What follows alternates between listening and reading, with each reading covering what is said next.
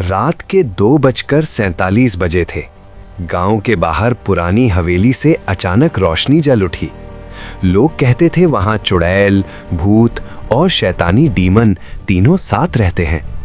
उस रात इमरान ने देखा हवेली की छत पर एक चुड़ैल उल्टी लटकी हुई थी। उसके बाल जमीन तक घसीट रहे थे। अचानक जमीन फटने जैसी आवाज आई।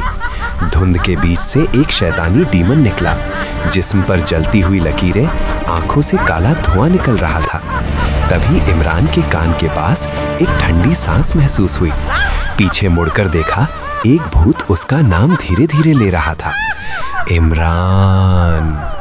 इमरान भागना चाहा, लेकिन उसके कदम जमीन में धंस गए।